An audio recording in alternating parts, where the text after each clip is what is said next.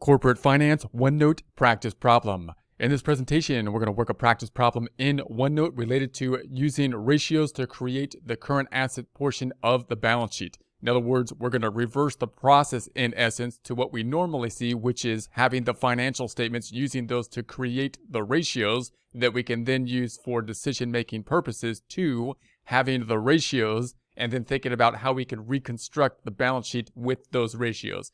This is useful for multiple different reasons. If you're learning the ratios for test purposes at a school, or you're having a test on the ratios, then you will often have questions that will ask in reverse order, giving you the ratios and having you back into the numbers that were used to create the ratios. In practice, it's also often useful as well because you can use the ratios to then think about projections into the future, using the ratios for a projection tool. Also, if you can work these ratios forwards and backwards from financial statements to the ratios, from ratios back to financial statements, then you've reversed engineered it. You've looked at it from both sides and therefore have a better understanding of them. Better understanding will lead to better decision-making processes as you look at these ratios and understand what they actually mean, what they could actually be telling you, so that you can make better decisions with them. Get ready. It's time to take your chance with corporate finance. Here we are in OneNote. If you would like to follow along in OneNote, you're not required to do so, but if you have access to it and would like to, we are in the 342 Ratios to Create Current Asset portion of Balance Sheet tab under the Practice Problems section. Closing this back out, we're going to go over all the information for the practice problem first, then we'll take a look at components of that information as we work through the practice problem, those components that will be relevant to the component of the practice problem we need. So we have the yearly sales. These are all going to be credit sales, meaning sales on account, sales that went into accounts receivable. That being the $372,000. Inventory turnover. This is inventory turnover using sales within the calculation, 8.5 times. Current liabilities, 64,000. Current ratio, 4.1. We have the average collection period being 47 days. We want to create the current section of the balance sheet, and then we have the current asset accounts are going to include, so within the current section, we're going to have cash, we're going to have accounts receivable, inventory. So if you think about this, there's a couple ways you might approach this. You might say, okay, well, if the current assets section includes cash, accounts receivable, and inventory, you might just start here and say, okay, cash, how can I get cash? I'm just going to start at the top one from the information they gave me up top. I would suggest that that's probably not the best way to approach this, because you may not be able to find that data in that way. It might be an easier way to find the pieces that you know of the puzzle first, kind of like you would in the jigsaw puzzle, get in the corner pieces or something like that, the side pieces, doing those first, and then working back into whatever you need at the end. So if you're looking at a book problem or something and they give you limited information, then you might want to take a look again at the items that they gave you. For example, the inventory turnover ratio, they gave us that ratio, so we might want to just look at the calculation for it and see if we can back into any relevant number, obviously thinking that inventory might be something that we can back into with that item. If we have the current ratio, we could put in the current ratio and think if we could back into anything from the current ratio, current assets and current liabilities. So the current assets might be relevant there, right? And then we have the average collection period. So again, if we could back into the calculation for the average collection period, we might get some relevant data for that as well.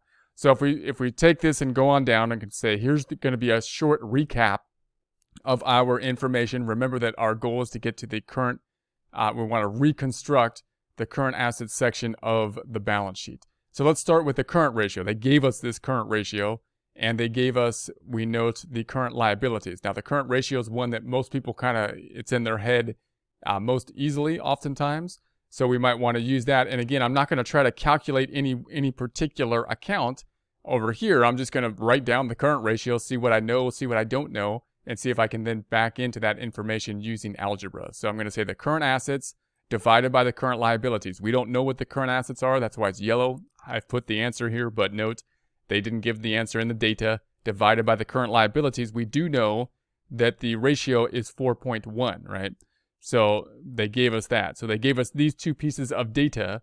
I'm not going to use these two pieces of data to try to write down the formula to find current assets. I could, but it's easier for most people to just write down what they know, which is the current ratio, apply this as the unknown, then I would write it out algebraically, which would be x divided by the 64,000 is going to equal the 4.1, and then you can solve for the algebra. So if we're going to basically back into this number up top, and if we solve for the algebra over here, it would be the 64,000 times the 4.1, and that's going to give us the 6264. So now we have the current assets, which is going to be our total here of the current assets section. So we know the total now.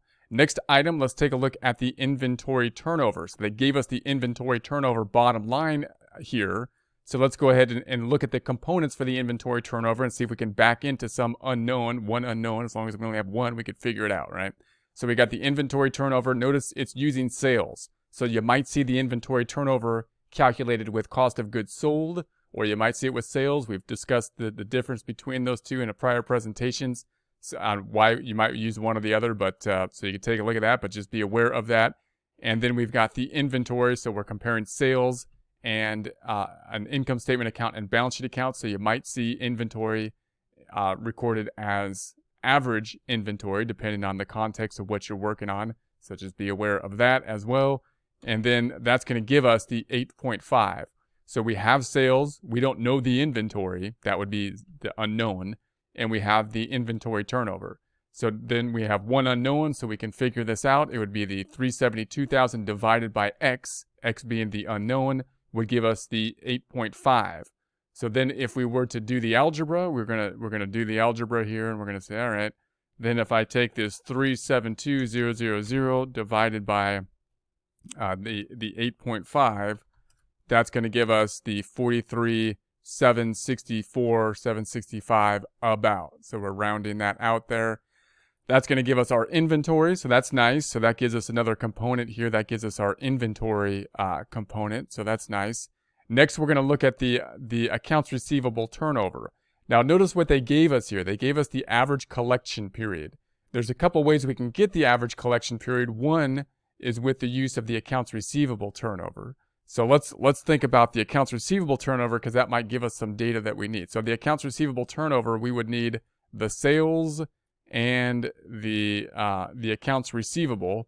The accounts receivable being the unknown. We got the sales, they're all credit sales. We're comparing something that would be an income statement amount, net income, or I'm sorry, the sales compared to a balance sheet account, accounts receivable. Therefore, the balance sheet account, you might see it represented as average accounts receivable. So just be aware of that. And then that's going to give us the accounts receivable turnover ratio. So the accounts receivable turnover ratio. Now note, this is something that we don't have as of yet either. So if I saw this average collection period, I would think, okay, first I would need to know basically the turnover ratio so that I can then calculate the average collection period. So now let's go to the second component of this, and this is how I would normally think of it, because when I do the calculation, I would do this first and then this. But I have two unknowns right here.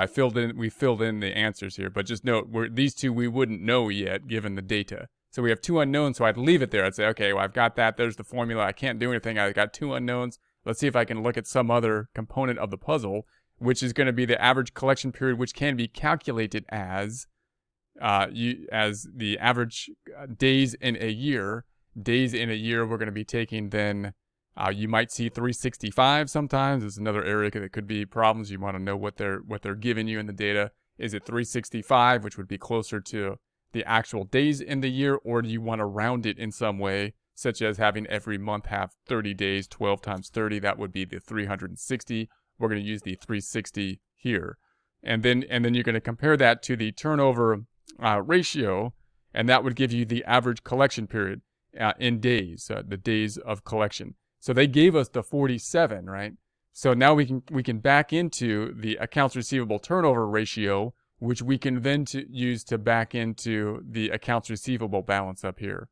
So what we would do, we got, okay, the 360 and the 47 is what we know. So I would write it down algebraically then. 360 divided by x would equal 47. So I typically see it vertically, and then I would write it in my mind and then I would write it down algebraically just to make sure I don't mess anything up, even though there's not a lot of numbers going on. And this, one of the problems people often have is they see this and they're almost embarrassed to themselves that sometimes it doesn't, you know, it doesn't just click in their head on what the calculation will be. Well, that's okay. You know, it's better to write it down. Just write it down vertically, write it down algebraically, and go through the necessary steps to just make it systematic, and until it becomes just automatic, and that's fine.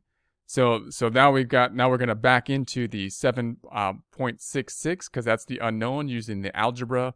So we're going to say, all right, we got 360, and we're going to divide by 7.66, and that's what gives us, we got the 360 divided by the 47, and that's going to give us our 7.66 about.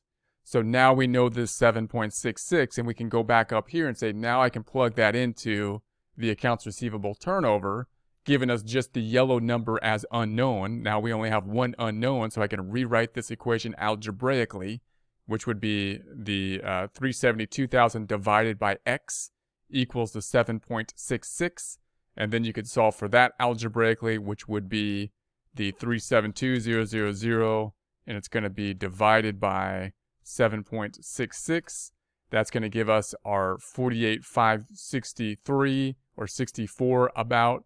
Notice there's rounding involved here, and you might see some like little differences here. Like you should have rounded that to 4, and that's because these problems are coming from Excel. And I highly recommend working these in Excel, because then you'll get to see these little differences, these kind of problems with rounding. You'll get to change the decimal from a percent to a decimal, adding decimals. See the fact that when you calculate a cell, you're actually using the real number as opposed to the rounded number. So when you do rounded numbers, you'll start to get a difference, a rounding difference.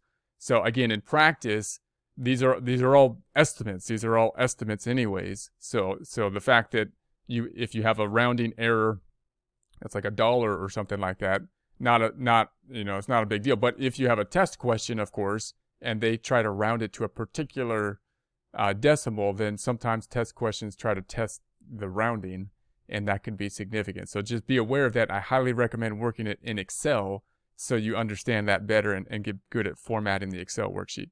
All right, so now we have that, and then we can go to the current assets now. I think we have all the numbers we need. Cash is what we don't have, right? So we had cash, accounts receivable, inventory. So cash would be the unknown.